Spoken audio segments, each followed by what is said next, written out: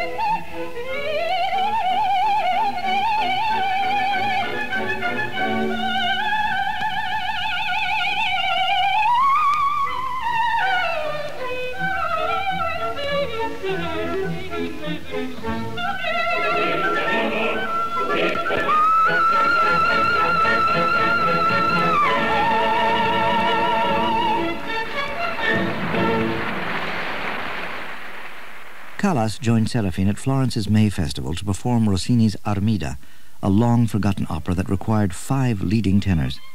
Even with that competition, many thought the highlight of that revival was Callas' singing of the demanding aria D'amor al dolce impero.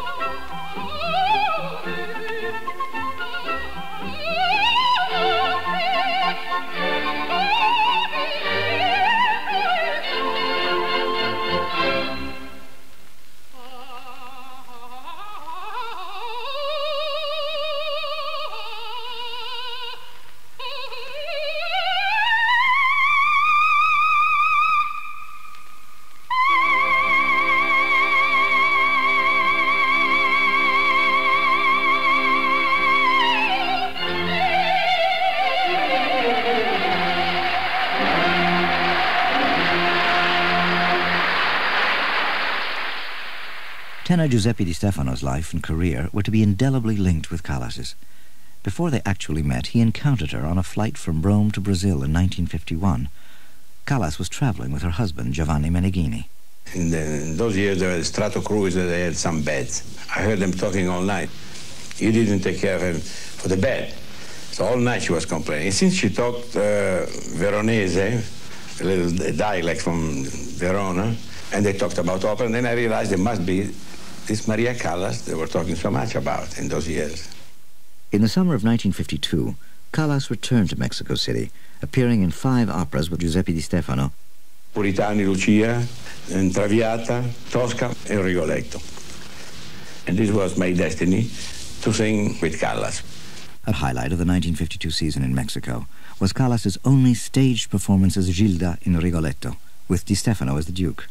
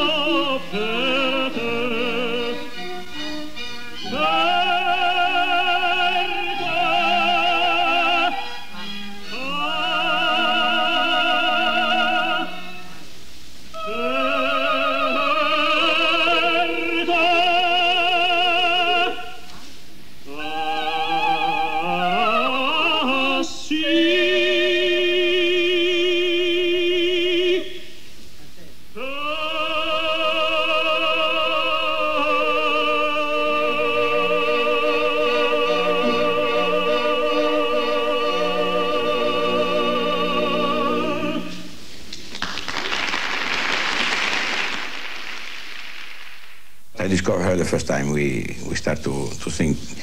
Tenor and soprano have the same phrase, and I said, gee, when she started to sing my phrase, this woman sings like a man. So much passion. Addio, addio, speranze d'anima. Addio, se tu sarai, se tu sarai, addio, addio, addio, addio.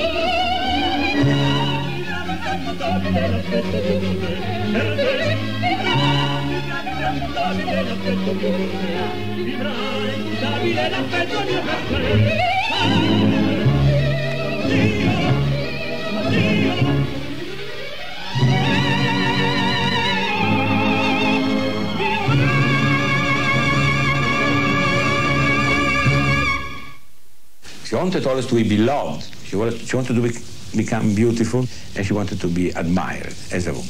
This was very important for her. And this is Maria Callas until the end.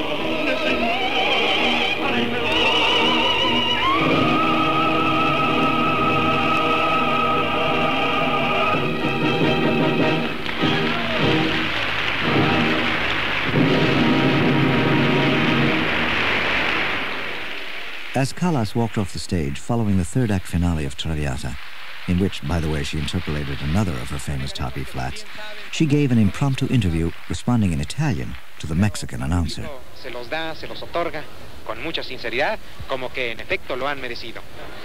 Dica, Maria, come va questa notte? Oddio, non bisognerebbe domandarmi perché io vorrei essere contenta lo sono, tanto perfetta per poter accontentare questo pubblico che si mostra tanto affettuoso con me che non mi basta mai. Hemos preguntado a la señora Callas. Mexico also got Callas's first Lucia di Lammermoor.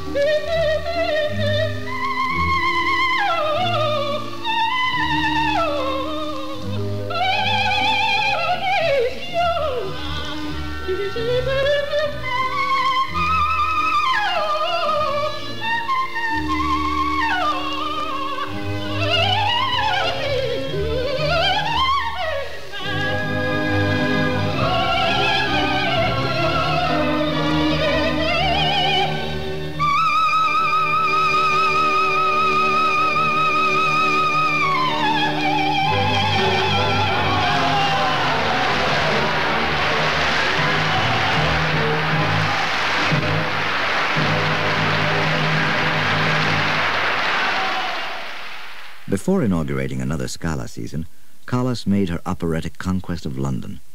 It was as Norma, the role that would be more closely associated with her than any other. With her were Ebe Stignani as Adalgisa and Mirto Picchi as Poglione.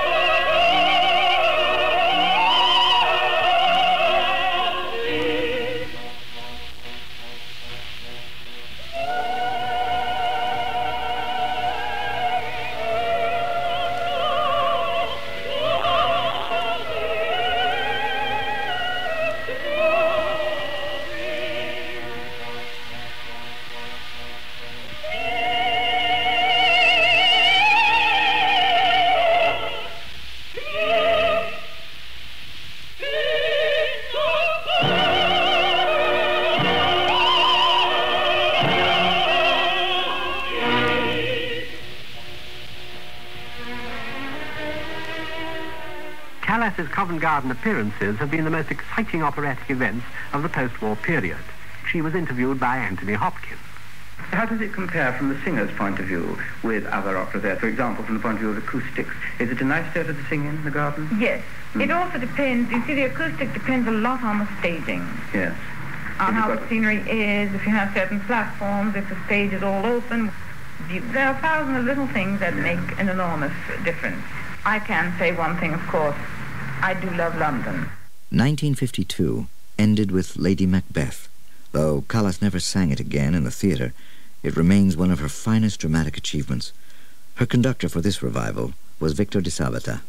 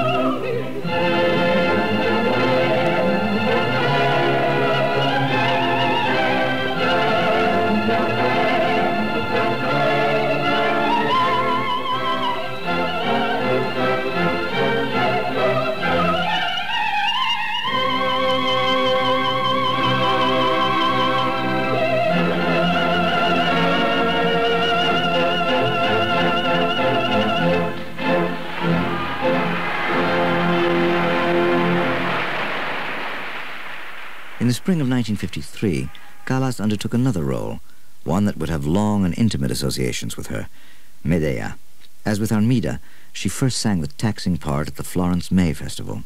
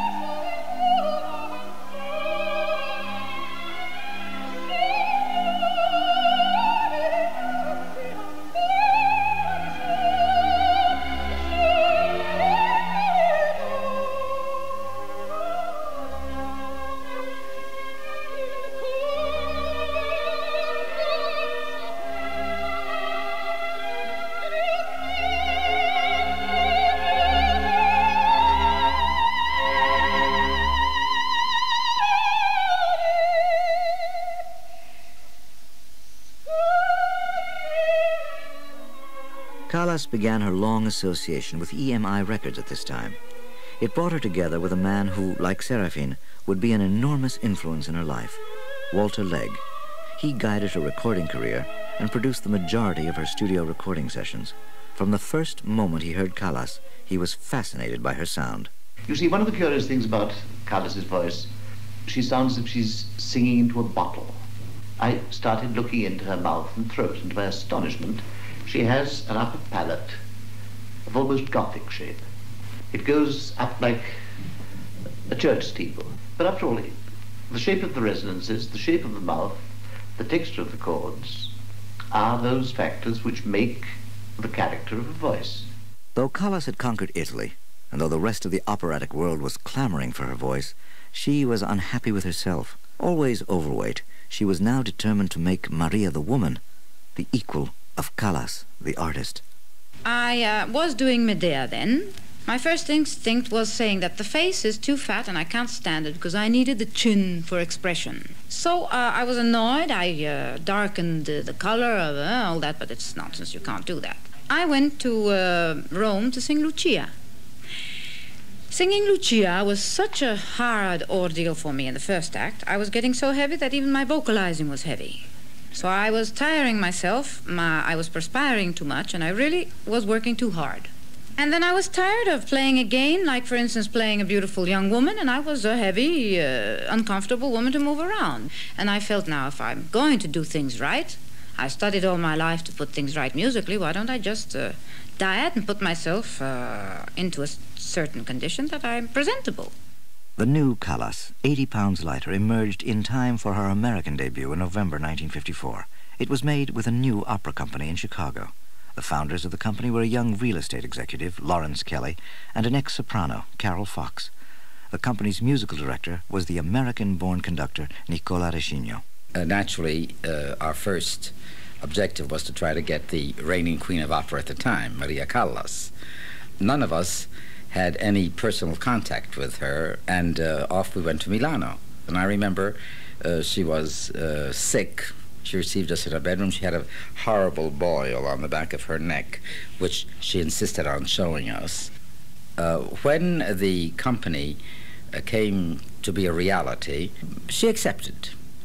And we chose, as her debut opera, Norma. The Chicago performances of Norma brought Callas and Rescigno together for the first time. She says, maybe of all of the scores that I sing, I'm quoting Maria, she said, maybe Norma is the one that is closest to my heart. And she says, I'm very particular about certain things, so would you mind that we go over certain things? I knew that this was an examination. From then on, we sort of spoke the same language. I remember many times when we would go for a recording session or in a concert or something like that, pieces that she had done 100 times, but that maybe I was doing it for the first time. I said, Maria, let's go over it. Oh, she said, come on, we feel music the same way. I said, up to a certain point. I do have an orchestra there. And she'd always say, do they pay you for conducting? And I said, well, badly, but they do. And she said, well, you conduct. That's your job, and I'll sing. The first rehearsals with Callas were not what Rescigno expected. Maria did not know how to mark. Now, mark is a technical word that we use in the profession to say when you're not singing full voice. So what came out was really very strange. She started off her sounding like a cat meowing around the place. What I did get, the diction, the meaning behind every line, tremendous concentration. We could rest for 5 minutes and then go right back in. And I think that if one were to ask me what Maria Callas's principal asset was, I would have to say willpower. The lady was absolutely astounding. That first night in Chicago established Callas's name in America.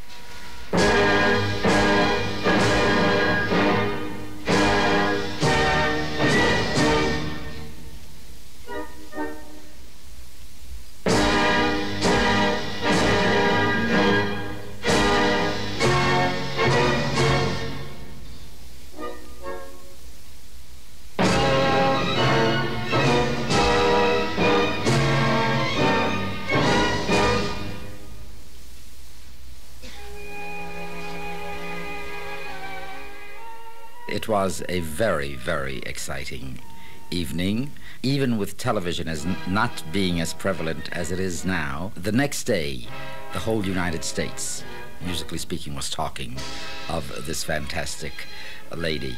We all knew about her, everybody knew about her, because by that time she had already been doing all the opening nights at La Scala, but to have her there in the flesh, in the United States, was quite an experience. And what a performance it was. She really brought the best out of you, and that was not only out of me, but of all her colleagues. I mean, when you were on the stage with this woman, she could just wipe you out unless you didn't give your very best. I remember Di Stefano saying that at the time there was a sort of love-hatred affair going on there, and he used to say, I enjoy singing with Callas because she keeps you on your toes. If you don't give 110%, they won't even know you're there, even if the program spells your name out. When we got to the duet Miro Norma, Giulietta Simeonato sang her initial phrases, Miro Norma. Well, it was like Casals playing the cello.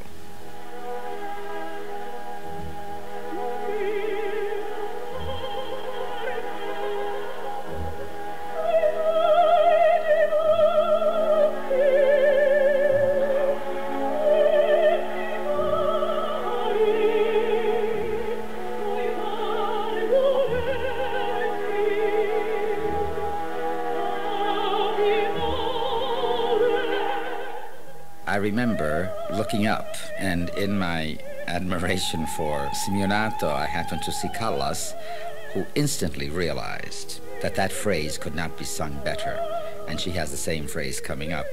And I was waiting for her answer, perché? And Maria, rather than really singing it, sort of declaimed it.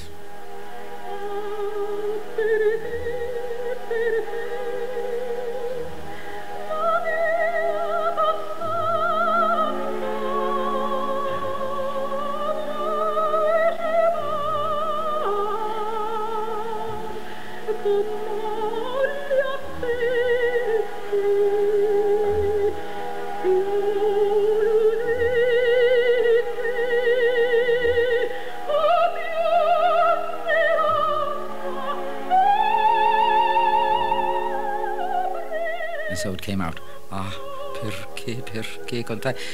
Afterwards, when the two voices unite in thirds, it gave that whole scene such a new depth and meaning that was really fantastic.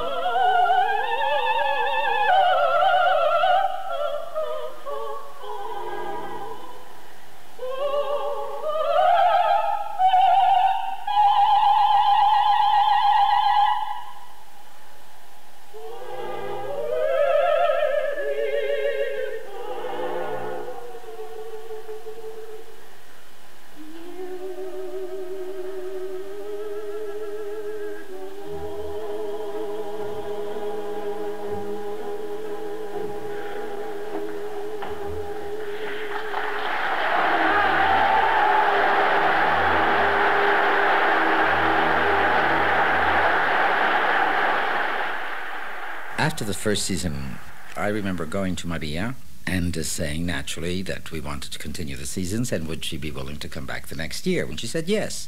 I said, well, Maria, do you have any criticisms to make? And she said, no, it's fine. She said, you have to strengthen your comprimari. And she said, you know, and I have wonderful colleagues, the best singers in the world. She says, but there's one lady missing. I mentioned this one, the other one. She said, no, she's the greatest one of them all. I said, well, Maria, let's stop playing games. Who is it? She says, Renata Tebaldi. She said, imagine what a coup it would be for you to have me one night and Renata the next night. We did succeed in getting Renata the second year, and you can imagine the audiences.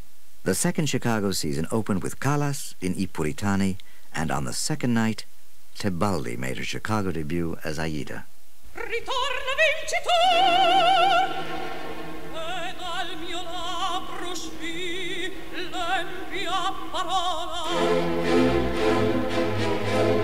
Vincitor del padre mio, di lui che in pugno l'armi per me, per ridonarvi una patria, una reggia e il nome illustre che qui c'è arme e forza. Vincitor dei miei fratelli,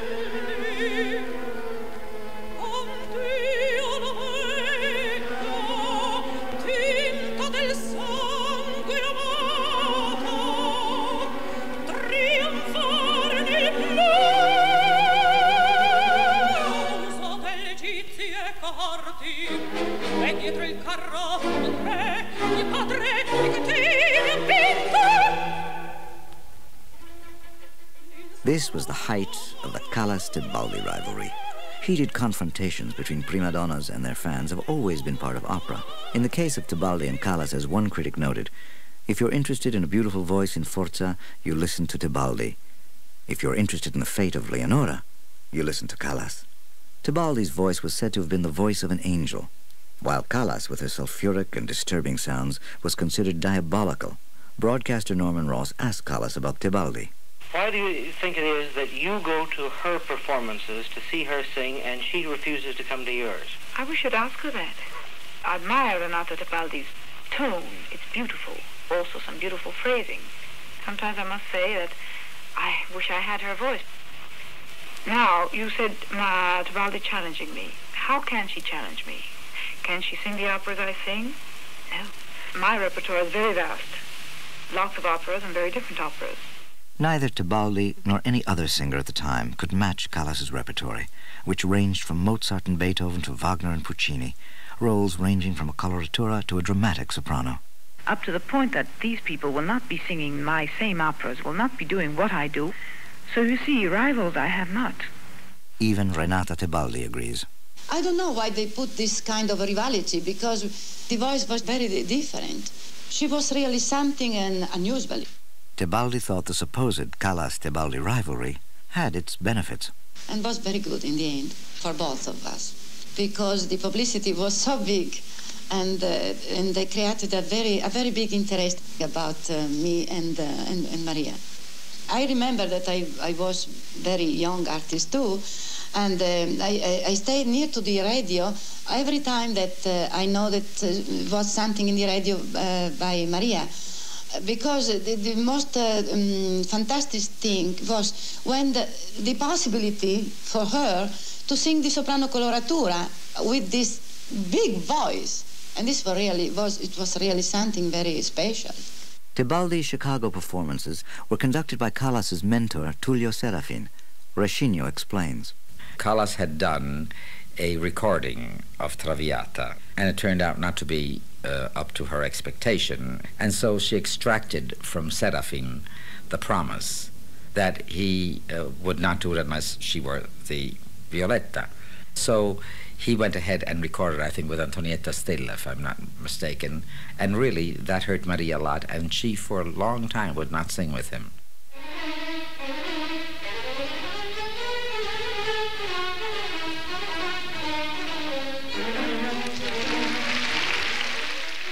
Callas sang Madama Butterfly for her first and only time on stage. We had the 3 performances scheduled, but the demand for tickets was such that we persuaded Maria to do a 4th performance. And I remember it was sold out like in half an hour, just lines around the building at Wacker Drive there in Chicago. Maria had a contract from her young days with a certain Mr. Bagarozzi. He was after her for money, and I think the theater had assured her that we would try to protect her from this type of invasion. I went to the theater that night. Kelly and Fox came to my dressing room and told me that Maria was going to be served with papers. I felt a loyalty to Maria. I knew what this meant to her, and I had the tremendous dilemma whether to tell her. And I don't know if I was wise or not, but I did not tell her.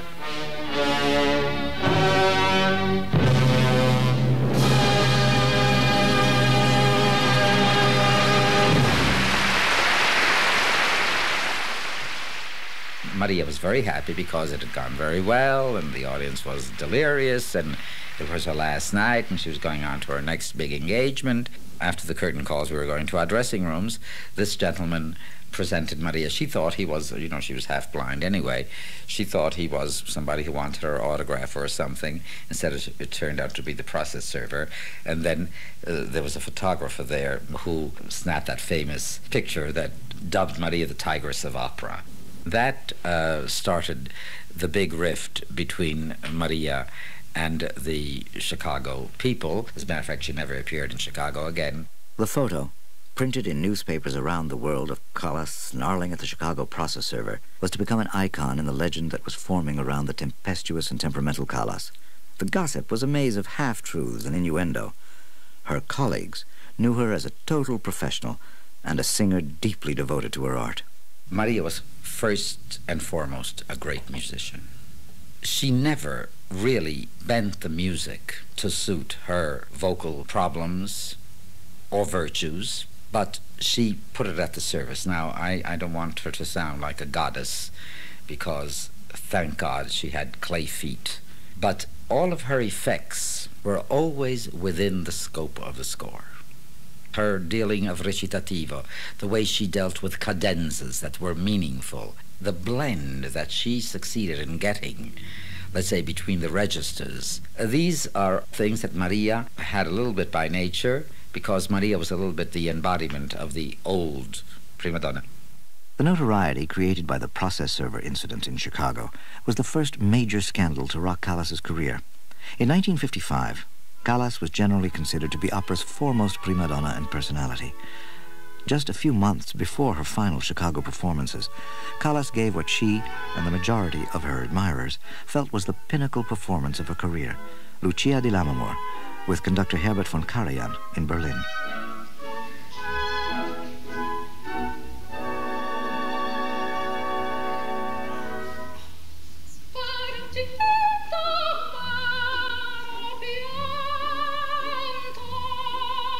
Il mio terra